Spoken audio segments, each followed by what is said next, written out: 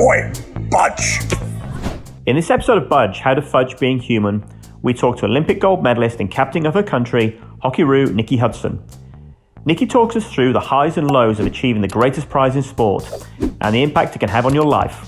We hope you love this episode of Budge and subscribe on YouTube, Spotify, Apple, or wherever you're listening. That was just part of the sacrifice you make. My sport was everything. My life took a back seat to that. It was great at the time, reward for effort, and you look at it and think, oh, this is worth it.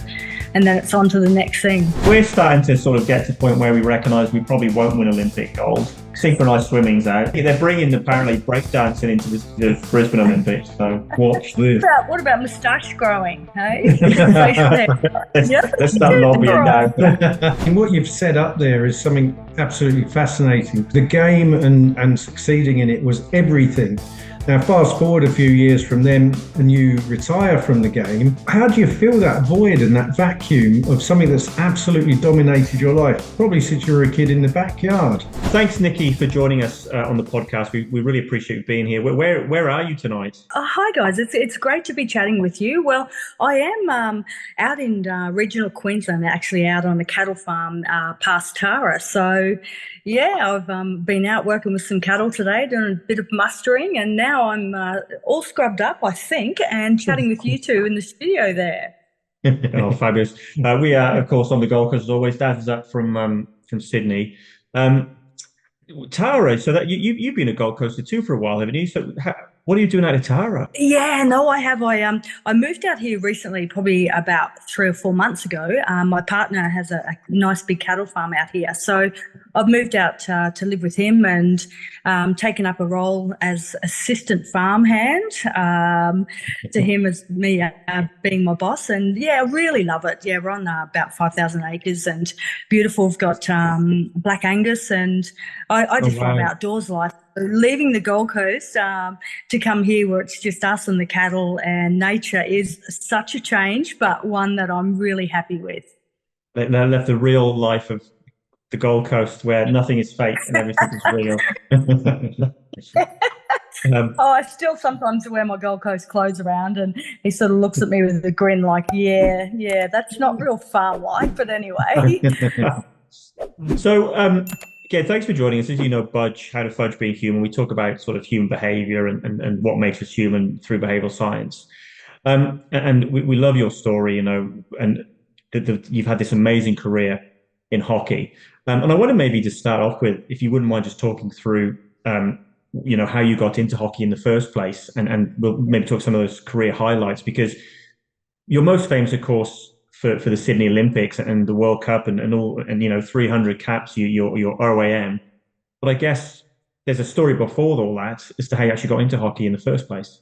Yeah, and I've got to say, you know, as someone with a doctorate in psychology, I don't use these terms lightly, but hockey is a mental game played by psychos.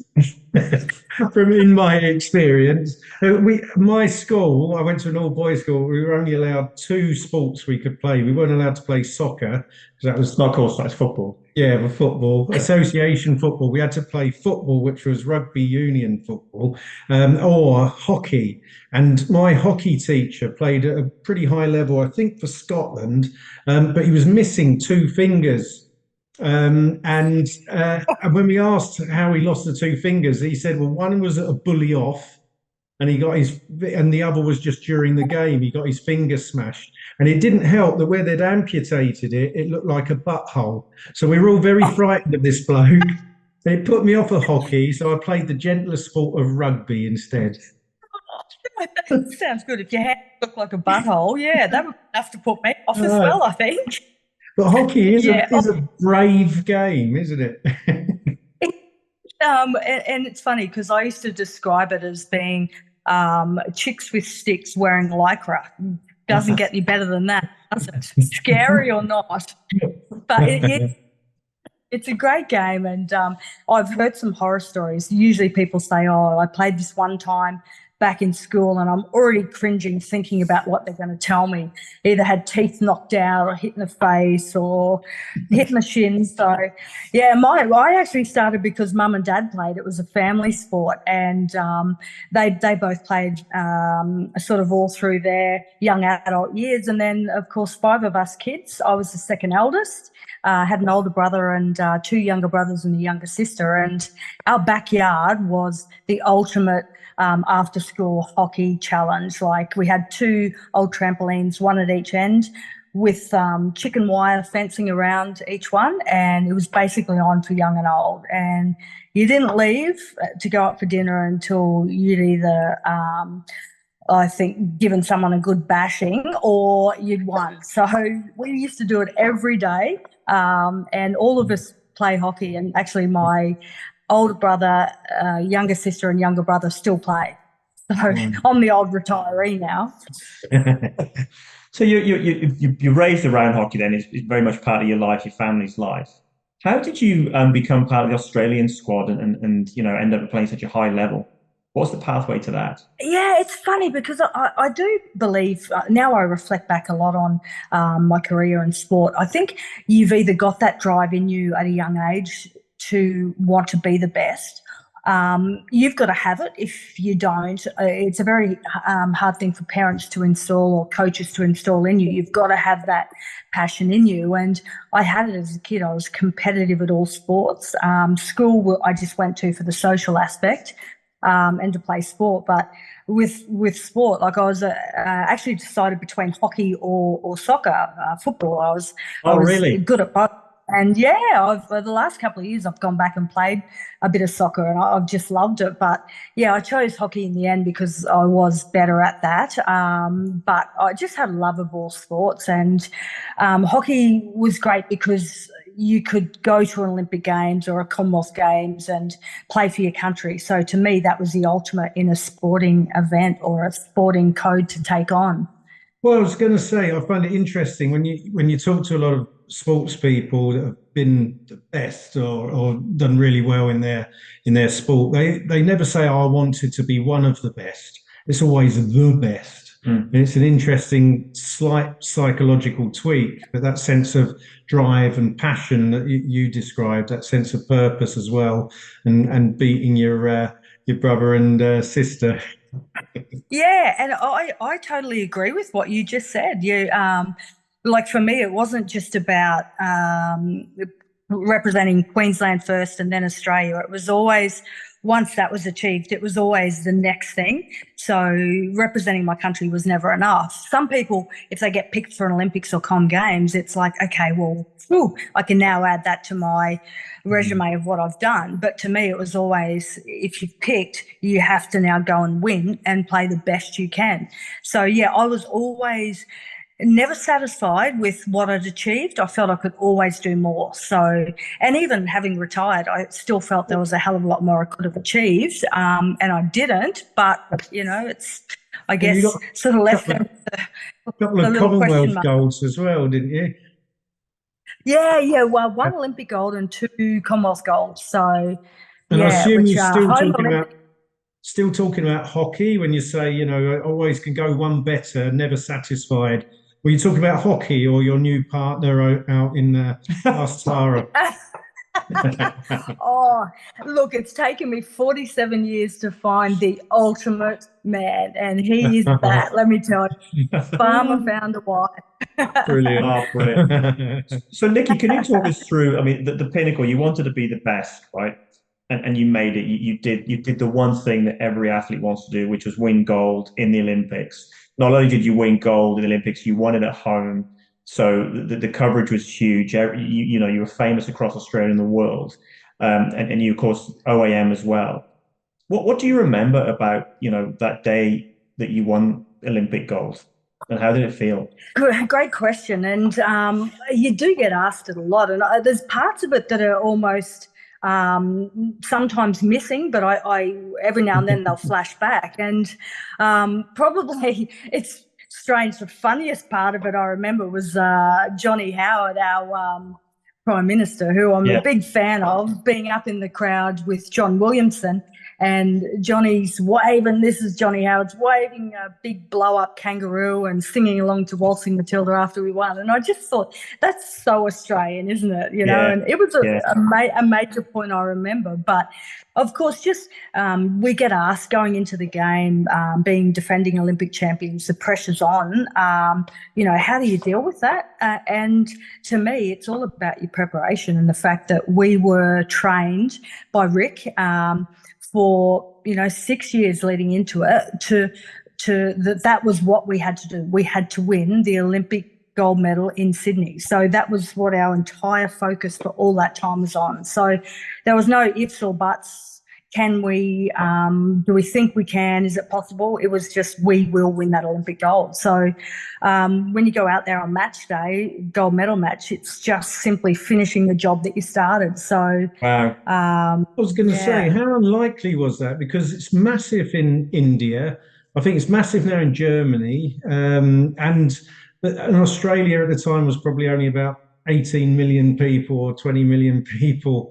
How did you have that mentality that you, not necessarily a complete underdog, but not necessarily the favourite or the biggest player in the sport, were just going to go there and win it? Yeah, I think it's a lot to do with like the coach at the time, Rick Charlesworth. He, to me, he's one of the greatest of all time.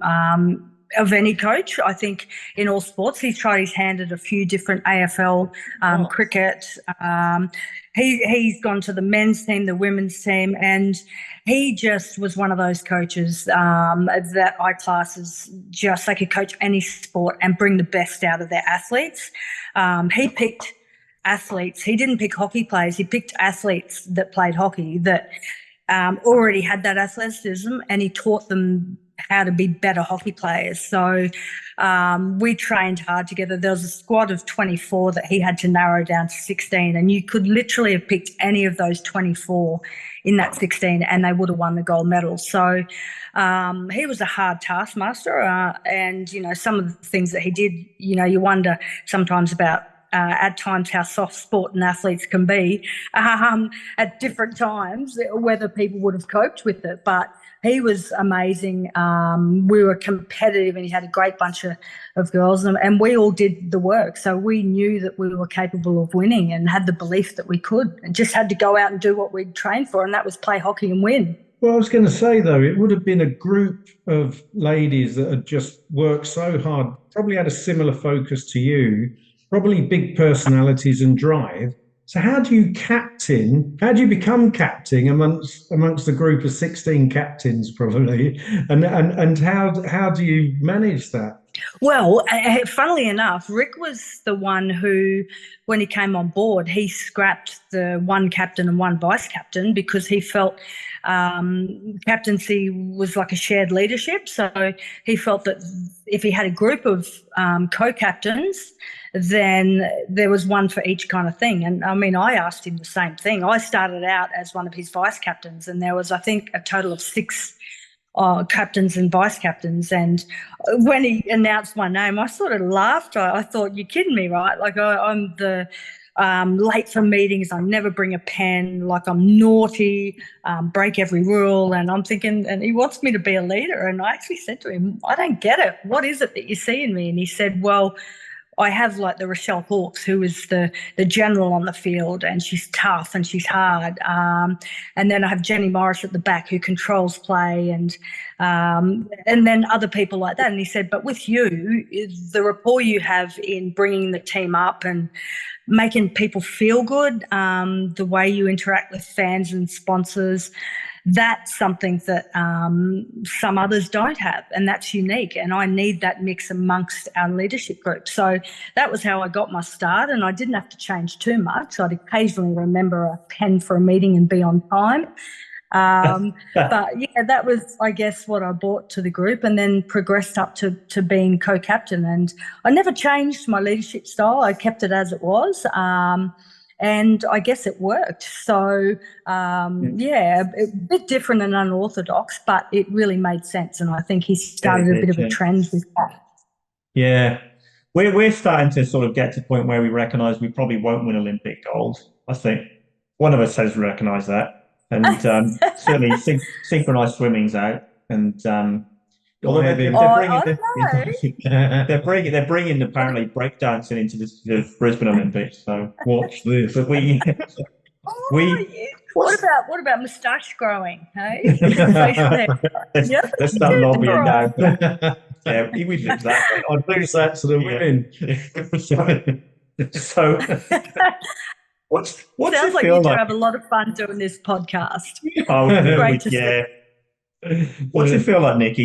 You stood on the podium. You've just achieved everything you've been working hard for, dreaming about. You've got gold medal in your country. You stand on the podium, they're playing national anthem. What's that feeling like? Oh, do you know, it's funny because, and even now I've got my gold medal. Oh, Mum's got it back at home on the Gold Coast. Hopefully it's still there, hasn't been taken. But It's like in cash converters. it's funny. I sort of like, to me, it's just kind of, it's just a piece of metal or whatever it is, you know. And same with winning. It's almost like relief that you've achieved what you wanted to, but you're straight away thinking about the next thing. So, I don't know. I always had it in my brain that even though I'd done it, I'd achieved the ultimate. I could have retired and been happy with the Com Games gold, Olympic gold, World Cup gold, but I wasn't. It was just on to the next thing. So the feeling of being on the podium is the reward for the effort of, 4 to 6 years of intense training, sacrifice. I'd gotten married that year, and that was the year 2000. I got married, and a week after the honeymoon in January, I had to leave my husband for the first 9 months of our marriage and go and train in Perth while he stayed at home in Toowoomba. So, and needless to say, the marriage didn't last long. I think we got 2 years out of it. So, but that was just part of the sacrifice you make. So, my sport was everything, and my life took a back seat to that. So, yeah, so it was great at the time, reward for effort, and you look at it and think, oh, this is worth it. And then it's on to the next thing. But then, I mean, what you've set up there is something absolutely fascinating, particularly from a psychological or human behavior point of view. The game and succeeding in it was everything. Now, fast forward a few years from then and you retire from the game.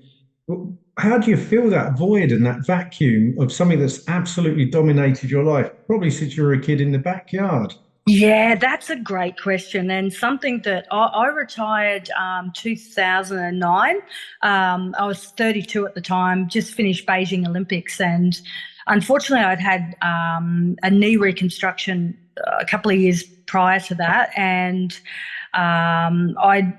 from that knee reconstruction, it came back good, but I ended up getting 2 very bad hamstring injuries. So I'd frayed the tendons on the top of my hamstring where it inserts. So I was having all sorts of grief for a few years before I retired. And after Beijing, I just thought, I always said I'd retire when people still said, oh, why are you retiring? Rather than, hey, isn't it time to retire? And I felt the time was right. I was in pain all the time. I wasn't running as well as I wanted to. And yeah, I guess it was a big decision to make, but I was really happy when I made it. But since then, it's been a long time, since 2010. I've still been asking myself, am I contented? And I've gone through a lot of ups and downs in those years. And I finally feel like now I'm starting to find my feet. But up until a few months ago, I was still questioning if where I'm in life at the moment is, because you never reach that high again in anything else. Like, I had to get my first job at 32. I walked in, I was like, hey, I'm here for work, and what experience you've had? Oh, nothing. This is my first job. Like, I'm 32, first real job. So it's a massive life change. And for me, I was 32. Some people retire women when they're a bit younger because they have children and whatever else. That was never on the agenda for me. So I'm still working it out, to be honest. And I've tried all different careers, and finally I think I've found the one that I just feel most at home at, and I feel like my star's a little bright in it. The cows don't talk back to me. I can just have a good old chat, and they're kind of if they start talking back to you, leave them out in the paddock. Is there much support when you're in this environment where top of the world and then you do retire? And you're right, you don't necessarily have you're trying to work out what your career move is then. Is there a lot of support to go through that period? Yeah, look, that's again another really good question coming from the sport I play, because hockey doesn't have a lot of financial funding, and I've never complained about that. I have achieved the ultimate through being a member of the Hockeyroos and being supported by all our sponsors. I received the ultimate of Olympic gold, Commonwealth gold, and playing 303 international matches for my country. But when you retire, you don't really have much because you don't get paid a lot. So like I retired, I had no superannuation. I didn't own a house or anything. I didn't have any savings. I basically retired thinking, okay, I've got to go into a life now and try and earn some money and mature and do all of these things that people have been doing, where they've been going to uni and studying things for a course. My body no longer will allow me to be an athlete. And, it's no disrespect to Hockey Australia or whatever, but they've got to concentrate on the new breed coming through. So as a retiring athlete, it's kind of left to you to, okay, well, you need to go out into the big bad world and find your feet.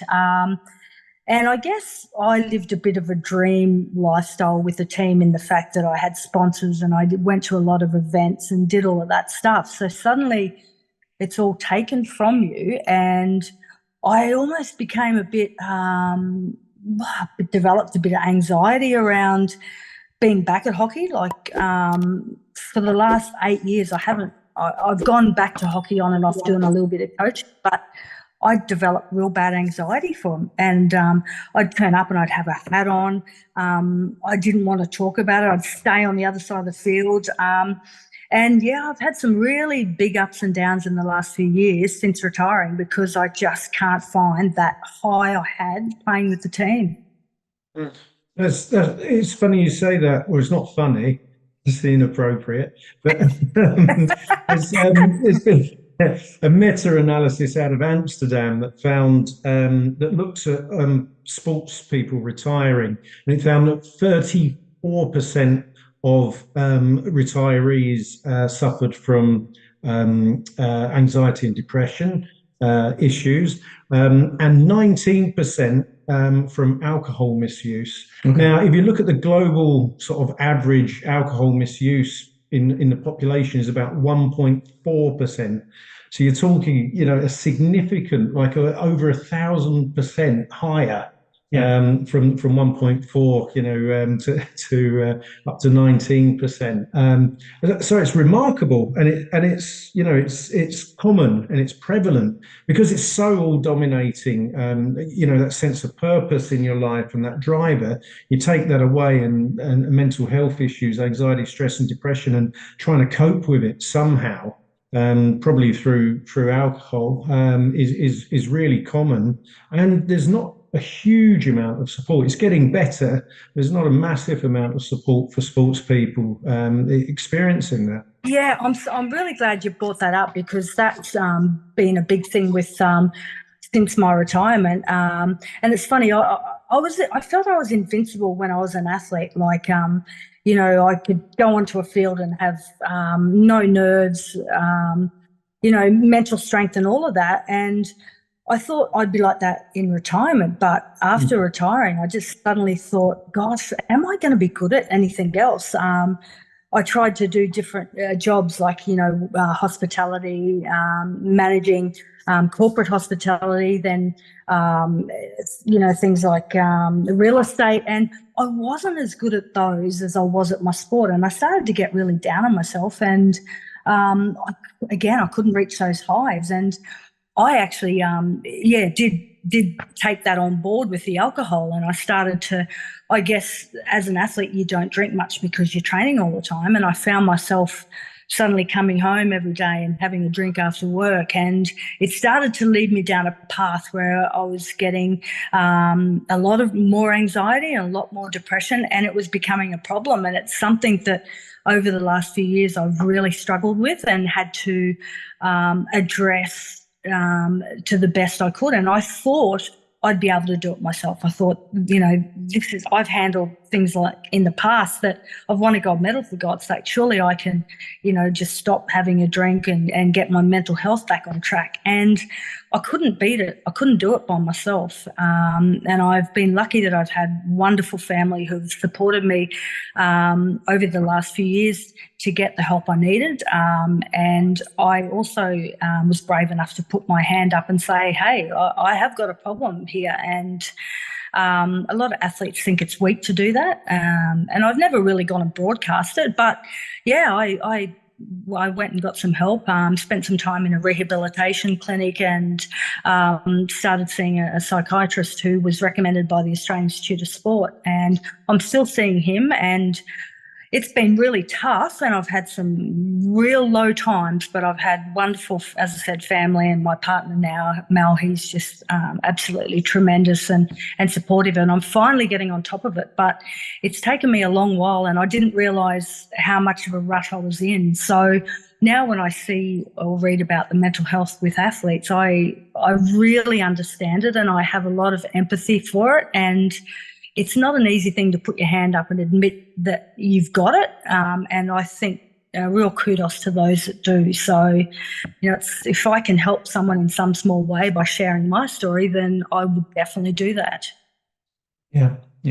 And huge kudos to you, Nikki, for doing that. It's fantastic that we obviously caught up on the phone earlier on, and you did talk about the fact that you want to be really open about your mental health and some of the challenges that you face. So thank you for sharing that.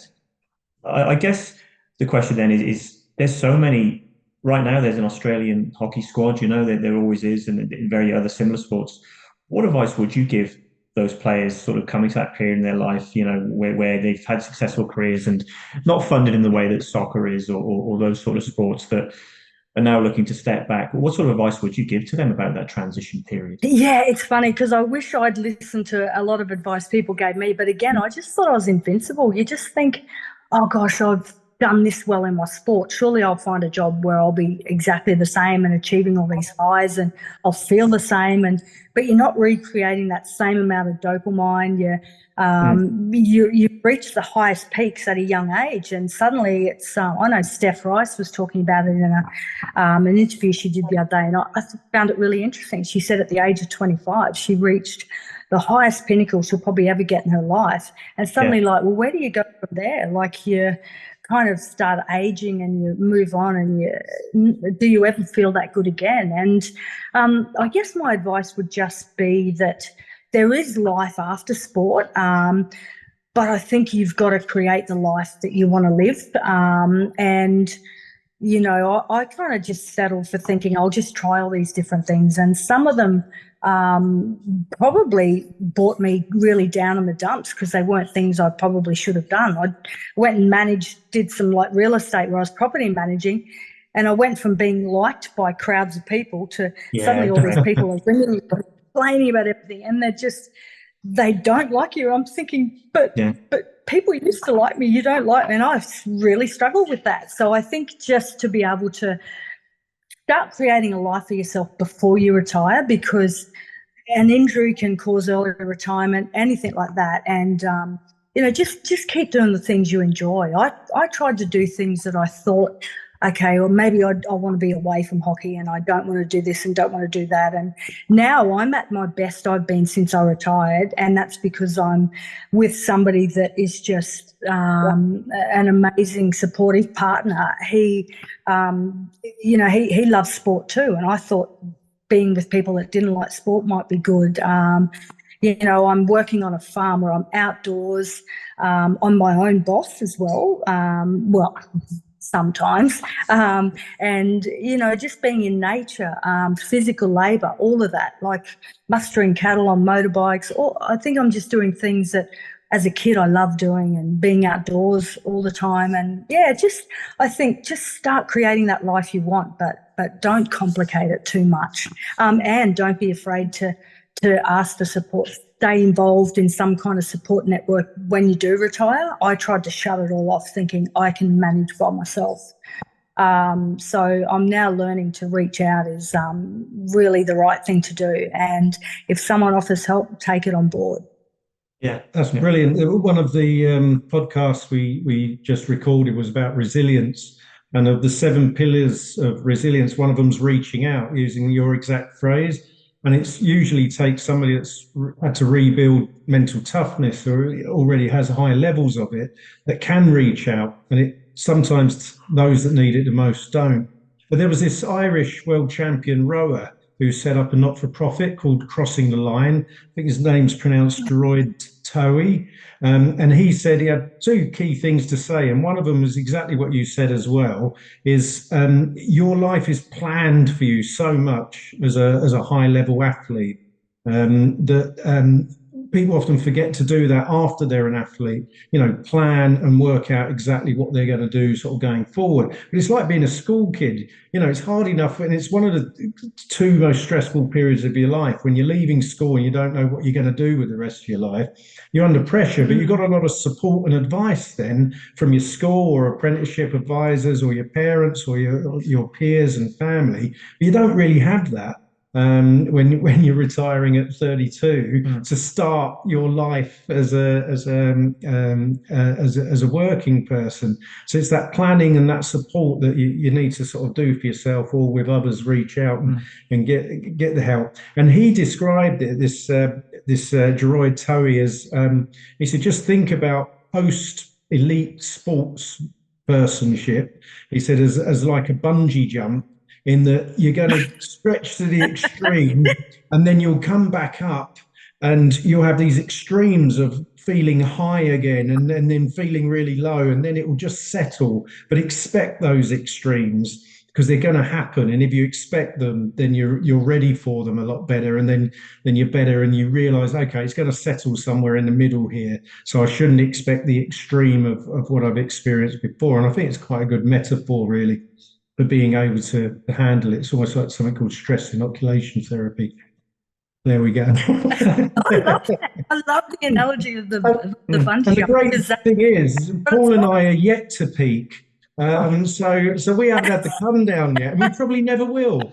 But that's a positive. There's another side there. That's a good thing. That's a good thing. And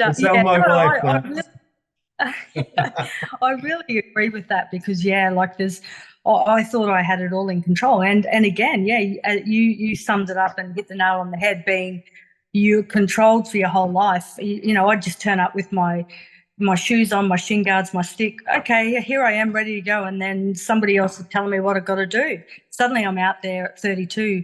Wow, I've got this whole world in front of me, and no one to tell me what to do. So. I think it was better when someone did tell me what to do, but I've slowly learnt it. It's taken time, but being able to talk to someone, professionals, and have great support network is such a big thing. That's why I really admire you both for what you're doing. I think it's just wonderful, and you will certainly change lives with this podcast and the things that you're doing. Thank you both so much. Changed a few lives. Changed my life. I can't go to America anymore. So my favorite thing, we post these shorts, and we posted a bit of a short of Darren talking about inequality in America, and he just got so much abuse that he's now Are you banned? No, I just think he just can't show his face there. It's peace in this, and I don't know if this is a question for yourself, Nikki, or Dr. Darren. Is there a peace in this then? As an athlete, your life is consumed by one thing, right?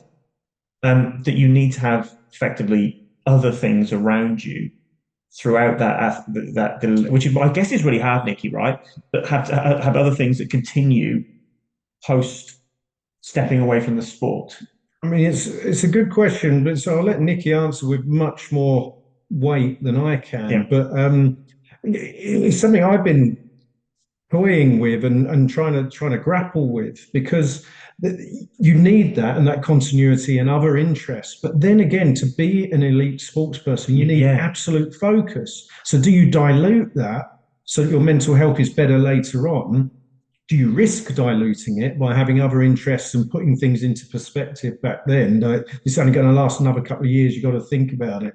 Particularly for people as well that are boxers and things like that, where you just got to be absolutely focused and no weakness at all. But it's probably like that for all elite sports people. So does it dilute it, or is it a wise thing to do that won't dilute your absolute focus and achievement in the sport? Mm. Yeah, great question, and I like the way you spoke about it then, Darren. And I think I sort of when Rick was coaching us, he was always about no distractions outside. So if you had a boyfriend or a husband or a girlfriend, whatever, he would be very anti trying to give you time to go and be with them because he wanted you focused on your job. So I remember when I was getting married before the Sydney Olympics, and I said to him, "Oh, look, I'm going to get married," and he sort of said, "Oh, well, that can't be a priority." It was almost like, you're going to have to be away from your hubby, and that's too bad. He'll be there, you'll be here, and he said you've got to deal with it. And he said, "Oh, and you'll be lucky if it lasts anyway." He's pretty right, pretty spot on. But yeah, look. It's so true. We focused entirely on. We were all based in Perth. We were training in Perth, and it was all about the sport. So, your social life. I missed weddings. I missed my brother's wedding. I missed funerals, birthdays, 21st. I missed all of that sort of stuff. But you didn't ever consider it because my whole life was focused on the hockey and. Yeah, it's funny. It's different now with sport because of social media. I think that plays a massive part with mental health and issues because everything is documented. So your life, I had a life outside of hockey as well, but no one really knew about it because it was pretty well pre-social media days. Whereas now everybody knows everything about everyone's life because it's all documented. So athletes are documenting everything they do outside of the sport as well. So you have no real privacy. Once you get onto that platform, you pretty well are expressing yourself to the whole world. And that's such a different game now. And I'm kind of glad I'm not playing sport now because I think it would be harder. The abuse people cop from trolls, and it's easy to say don't read it, don't listen to it, but it's vile and it's terrible. And I'm kind of glad I'm out on the farm now with hardly any internet service because I don't see all that stuff.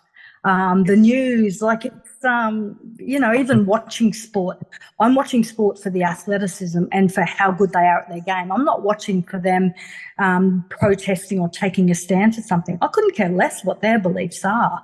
I'm watching you for being an athlete. So, I sometimes find it frustrating when athletes go and do stuff like that as well. But it's a whole big new ball game. I'm kind of glad I'm just a cattle grazier now, guys. Darren and I are keen to. We think there's a podcast. We think there's a whole podcast of why do people act like bleep bleep bleep on social media. The trolls that do. I thought you were going to say a podcast with your cows, but we'll do it with humans as well. I suppose. But Nikki, you sound now though. You sound though after all these years, having had that amazing career and that period in between playing hockey and now, you sound as though you've got to a place where you do feel at peace and at home. I really do. As I said, I haven't felt this good since before I retired. So I've found peace within myself through hitting rock bottom, basically. And I haven't gone into really fine, great detail, but I did hit rock bottom. And I guess as long as you can learn from that experience and be grateful for small things, I am grateful to a lot of people in my life and a lot of small things and small beauties of the world as well. But I've, found peace in myself, and I have the most amazing partner, Mel. I love him to bits, and, he's taught me a lot in the short time we've been together. And my family are absolutely wonderful. I've got the best mum and dad in the world. They have a lot of patience with me. And yeah, just found what I love doing, and I'm at peace out here, and life couldn't be better. And it's now going the way I always hoped it would. So, and being able to talk to you about the stuff we have tonight, again, that's part of my recovery, and it's been just wonderful. I'm really glad you contacted me, Paul, about coming on the show. No, we're really grateful you agreed to it. It was meant to be, I believe. Absolutely. Well, I was just going to say, I'll leave you with one thought or key learning, though, is that you're going to hit hiccups again. and real lows at some point. Something's going to happen in the future. But what you've got to learn from what you've been through is that you can get through it, and you can bounce back from it, or keep moving forward eventually through it. So just know that you've got that resilience within you that you've built through experience rather than reading about it in a book, and you'll be able to get through it moving forward, which is the key point of what you've been through this last decade. Yeah, thank you so much, Sharon. And your advice, both of you combined, you work so well together. I can see why you have a great friendship. Bromance. That's cute. But it's the stuff we don't film that we have to edit out. But yeah, it's not. Is that what's that called in resilience? There's a piece in resilience where you've been through something before, and it does actually prepare you for when you go through things in the future. Yeah, and I don't like to call it bouncing back, because sometimes you don't want to bounce back because it's inappropriate to be back to where you were before and not have. But it's just learning from experience, what have you. So and knowing that you can do it. You know, all of us have been through it. My sister's going through it right now, and she's stronger and can manage the issues she's going through now than she could the previous time or two. Times. So it's great. Yeah, I think the human spirit is stronger than we think. So, great advice. I really. Nikki, thank you so much for joining us today. It's been a real pleasure having you on. It's amazing what you've achieved in your life, and to see you in such a fantastic place out there in Darra, which both of us had to figure out where that was. I'll be honest with you. Although I went to Darren's farm last week. He actually does have a farm 20 minutes out of Bathurst, which is pretty cool. Which is probably quite similar. Yes, I saw my first wild echidna. Lots of kangaroos. Lots of people visit me there, but never seen again. But because Paul's done his podcast, that would be too suspicious. Oh, that's great. Yeah. We have to ask you, Nikki. We ask everyone that comes on the show. This is all about human behavior, this show. So is there a human behavior that annoys you? What human behavior annoys you the most? Oh gosh, human behavior. I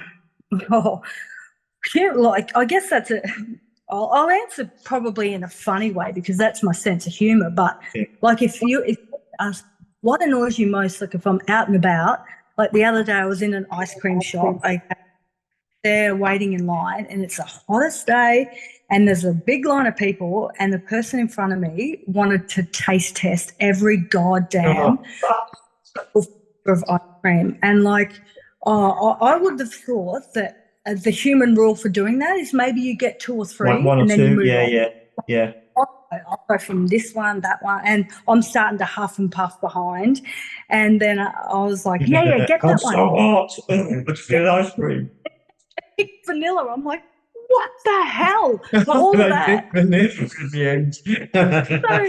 Did he try the vanilla? It's because they felt so sick from all the other. Yeah. Just goes around getting free ice cream, whatever that was. Oh God. That's the worst thing that happened to me that day. I'm doing pretty good though, so it's not too big a thing. Brilliant. Thank you, Nikki, so much for joining us on Budge. If you're watching or listening, if you're watching, please subscribe on YouTube. Hit that subscribe button. We also have an amazing Facebook group, so join us on Facebook in our Facebook group. And if you're listening, make sure you subscribe. Spotify, Apple, or wherever you can hear us, basically. Yeah. Thanks, Nikki. We really appreciate you coming on. It's been such a fantastic chat, and congratulations on everything you've achieved. For chatting to you both, and as I said, congratulations on such a great show. I'm a big fan now. Awesome. Thanks, Nikki. Take care. Oi, Budge.